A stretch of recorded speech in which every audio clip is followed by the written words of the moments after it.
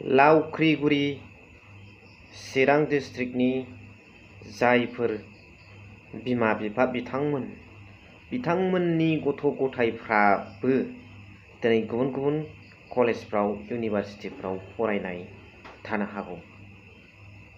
दिनै दुलाराय बर' फरायसा आफादा बै इभेकसन खालामजानाय गथ' गथायफोरखौ लानानैनो दिनै लाइस्राम लादु सिंखौ होखारनो थाखाय लागातार सोमावसारबोगासिनो दं। दिनैनि समावबो मोनसे मुथि सावनाय प्रग्राम लादों। किन्तु दिनै लाइस्राम लादु सिं बादिखौ होखारनो थाखाय ओंखाम संनानै बावनो थानानै बावनो उन्दुनानै भाइस चेन्सेलरखौ होखारनो थाखाय राजि। नाथाय बर' बिमानि मेगनाव थरथिंसे मोदै गनायखौ हुगारनो समानो गैया। दिनै बेनि सोमोन्दै गुवारै सावरायगोन। लोगोसे बिनि सिगां नैबे भिडिअ क्लिप्सखौ नोंथांमोना नायग्रोदो। सानसेबो फैफिनबाय, जोंहा गिनांगौ गैला।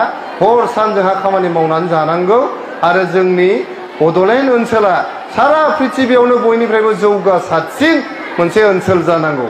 बे रां रुफायाथ' जों सरकारानो नायखाजोबनोसै। सेल्फ हेल्प ग्रुपखौ नायबाय, अनसाय बिथांखि होबाय, गियान सोरां होबाय, सेरिकालचार, अमा फिसिनाय, बोरमा फिसिनाय, जा नांगौ जों सरकारा जों दायित्व लाजोबगोन। लामा सामा थिग खालामनाय। इउपिपिएलनि सेन्ट्रेल कमिटिनि जिएस बिथां राजु नार्जारि आदाया बुंनाय बाथ्रा बेयो। बिथाङा भिडिअ क्लिप्सआव बुंनाय बादिब्ला मा होनदों? सान्थिबो फैफिनबाय जोंहा, गिनांगौ गैला, हर सान खामानि मावनानै जानांगौ।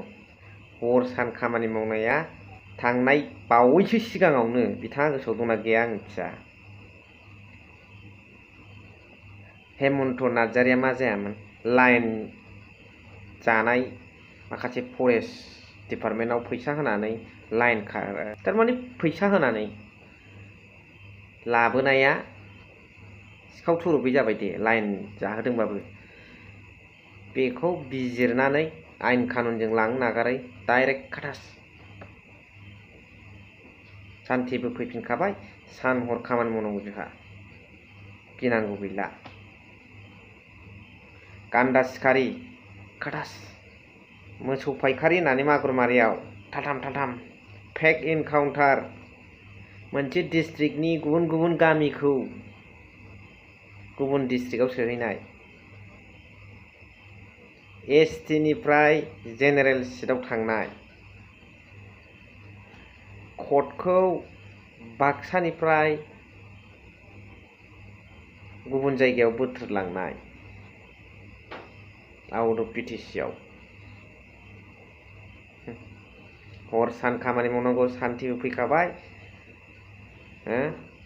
जौगागासिनो दंबो, गिनांगौ गैला। आसलथे इउपिपिएलनि साननाय मथेब्ला आङो डाइरेक्ट बुंसै, मोनसेखौबो बुंगोन, मोनसेखौबो बुंगोन। सान्थिनि अर्थ'आ जाहैबाय बेवहाय गभर्नमेन्टआ नाख्रेबनानै इभेकसन खालामनायखौ बिथांमोना जेबो असान्थि बा गभर्नमेन्ट तरफनिफ्राय नाख्रेबनानै जेखिनि बुस्थुफोरखौ, जोंनि थाखानाय बुस्थुफोरखौ लांफिनदों, कर्ट काट डिस्ट्रिक्ट सोलाय सोल', एसटिनिफ्राय जेनेरेल सिटआव थांनाय बायदिसिनाफोरखौ बिथांमोना असान्थि माने असुबिदा होननानै साना। बे थिगैनो दं सानो। नाथाय हाग्रामा महिलारिया सरखार जानाय समाव जाबादि रायजो खुंदोंमोन, मावनानै लाबोदोंमोन, आरो बिथाङा गावनि दमजोंनो माखासे खामानिफोरखौ बे गेस्ट हाउस लुनाय, माखासे पेकेज लाबोनानै पाब्लिकफोरनो रानना होनाय, बिटिसिनि पावार्सफोरखौ हमथानाय, बेबादिखौसो बिथांमोना असान्थि मोनो, दादागिरि मोनो। दिनै बिजेपि सरकारा पलिसि बाहायनानै बर'फोरनि थाखाय माखासे नटिस हराजासे गोबां गुवाहाटि इभेकसन जाबोबाय। बेखौ बिथांमोना जेबो साननाय फैया।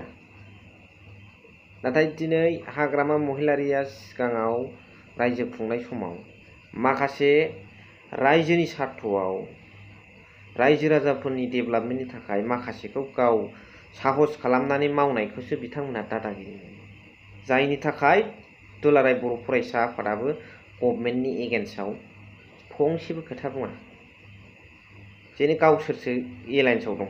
बेजों लोगोसे दुखुखौथ' मोनो बर' हारिनि थांनाय थैनायनि गिलिर बिबान रुजुननानै खामानि मावबोनाय दुलाराय बर' फरायसा आफादा थांनाय लावख्रिगुरियाव जानाय इलेक्सन चिरां डिस्ट्रिक्टनि जायफोर बिमा बिफा बिथांमोननि गथ' गथायफ्राबो दिनै गुबुन गुबुन कलेजफ्राव इउनिभारसिटिफ्राव फरायनाय थानो हागौ।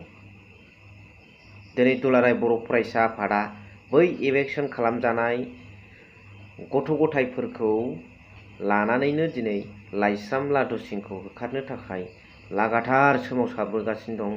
दिनैनि समावबो मोनसे मुर्ति सावनाय प्रग्राम लादों। बेफोर मोजां खोथा, मोजां हाबाफारि जे करापसन सासे भाइस चेन्सेलरखौ होखारनो नाजानाया।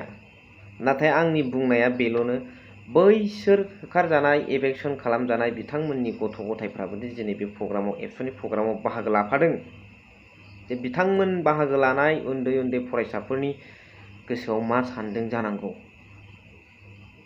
जे थरथिंसे मोदै इलेक्सन खालामजानायाव एलिगिरि थाहैनायानो जाथों मानो, फरेस्ट लेन्डआव थाहैनायानो जाथों मानो, नेम सिफायनानै आयेन कानुन सिफायनानै, थेवब्लाबोथ' बिथांमोना बर' हिसाबै बर' फिसानि बर' बिमानि मेगनाव थरथिंसे मोदैखौ हुगारनो थाखाय बिथांमोना बाथ्रा फंसेखौबो बुंनायखौ आरो थांनानै दुखु दाहा रानलायनानै लाहैनाय, गोसोआव साहस होनाय, बिमा माहारिफोरनो बुजायहैनाय, बिथांमोननि रायजो राजाफोरखौ बुजायहैनायखौ दुलाराय बर' फरायसाखौ दिनैसिमाव, सिगांनिखौ होनाखै आं, दाख्लै जाजेननायनिफ्राय दिनैसिमाव खुनु मिडिया निउस पेपार कागजै नुनो मोनाखै। दा बै गथ'फ्रा बेखौनो सानदों जानांगौ बिथांमोननि हाबाफारियाव बाहागो लानानै दुलाराय बर' फरायसाफोरखौ, फरायसा आफादखौ मानो जोंनि मेगनाव मोदै गनायखौ, आइ आफामोननि मेगनाव मोदै गनायखौ मानो दुखुखौ राननानै लाहैनो मानो आवगैबोआखै बिथांमोना। खिन्थु दिनै लाइस्राम लादु सिं बादिखौ होखारनो थाखाय ओंखाम संनानै बावनो थानानै बावनो उन्दुनानै भाइस चेन्सेलरखौ होखारनो थाखाय राजि। नाथाय बर' बिमानि मेगनाव थरथिंसे मोदै गनायखौ हुगारनो समानो गैया। खैफोदनि समाव सहायहै, हालाय हाफाय जानाय रायजो राजाफोरखौ आयेन कानुननि फारसे बुजायनानै फै। नाथाय दिनैहाय बिथांमोननि थाखाय मिडियायाव पेपारि कागजै दुलाराय बर' फरायसा आफादखौ खोथा फंसेबो बुंनाय, थांनानै माबा मोनसे सावरायहैनाय नुवाखै।